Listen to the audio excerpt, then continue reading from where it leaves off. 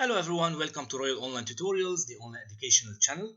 Today in our video we are going to discuss the concept of telecommuting and the different alternative telecommuting arrangements. But before we start, don't forget to subscribe my channel. First, let's define what do we know about telecommuting. It represents an alternative work arrangement in which the employees work at home or at any other location besides the office. In general, the telecommuters spend part of their time working in the office and the other part working at home.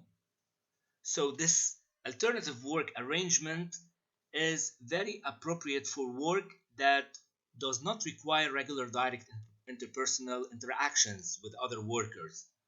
That's why they can stay in touch with coworkers and superiors through email, telephone, and faxes.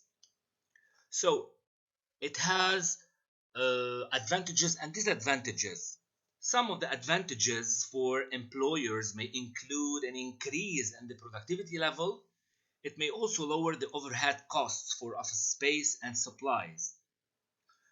It may also serve as an effective recruiting and retention practice for employees who strongly desire to perform their jobs away from the office.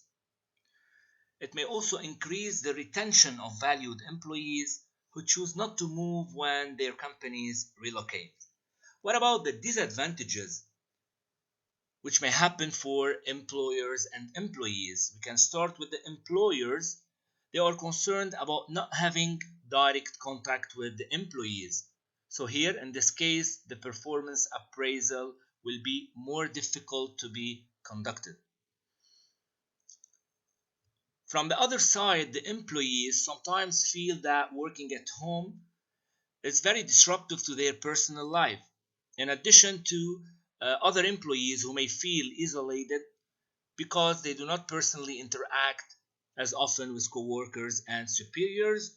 That's what happened lately and recently when we had the lockdown and when we faced the COVID-19 pandemic, where the people were obliged to carry out their work from their houses.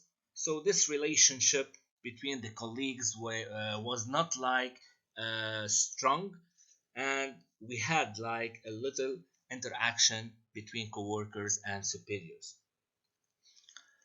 Now, what about the various arrangements? And here we are talking about the alternatives telecommuting arrangement, starting with the satellite work center. Here, the employees work from a remote extension of the employer's office that may include the clerical staff and full-time manager. We have the neighborhood work center. Here, the employees work from satellite office shared by several employees.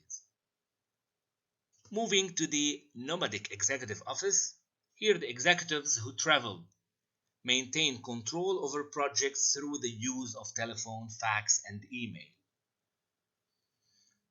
We also have the employees who work sometimes outside the office. Others might work off-site only, once a month or 2 to 3 days a week. We also have the telecommuters who can be full or part-time employees. And finally, we have the telecommuting arrangements which can be temporary or permanent. The temporary disabled employee may work at home until fully recovered, whereas the permanently disabled employee may work at home exclusively. Thank you for watching my channel.